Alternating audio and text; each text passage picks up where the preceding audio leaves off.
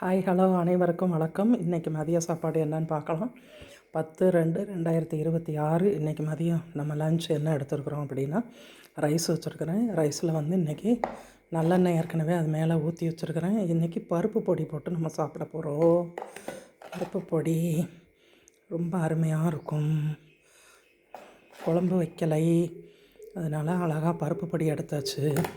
பருப்பு பொடி போட்டு நல்லெண்ணெய் விட்டு பிசைஞ்சு அதுக்கு இன்றைக்கி புடலங்காய் பொரியல் பண்ணியிருக்கிறேன். புடலங்காய் பொரியல் வச்சு சாப்பிட்டுட்டு பருப்பு பொடி வச்சு புடலங்காய் பொரியல் சாப்பிட்டு, ரெண்டாவது நமக்கு மோர் சாதம் வச்சுருக்கிறேன். சாதம் கொஞ்சம் நல்லா ஆறுனதும் நமக்கு மோர் இருக்குது, மோர் வச்சு சாப்பிடணும். அதுக்கு இஞ்சி புளி ஊறுகாய் கொஞ்சம் எடுத்தாச்சு நம்ம.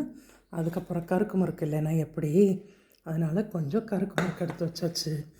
இது சீவல் வாங்கி வச்சுருக்கிறேன். இது கடையில் வாங்கினது. பருப்பு பொடி சாதம், அப்புறமா மோர் சாதம், புடலங்காய் பொரியல், இஞ்சி புளி ஊறுகாய், அதோட சீவல். குழம்பு வச்ச அன்றைக்கி ஒரு குழம்பு மட்டும்தான் நமக்கு சாப்பாடாக இருக்கும்.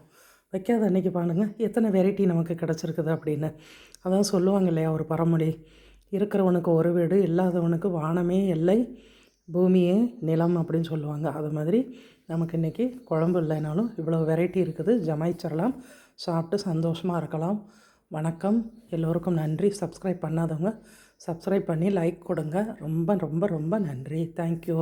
உங்கள் வீட்டில் என்ன சாப்பாடுன்னு கமெண்டில் லேசாக சொல்லலாமே. ரொம்ப நன்றி, வணக்கம்.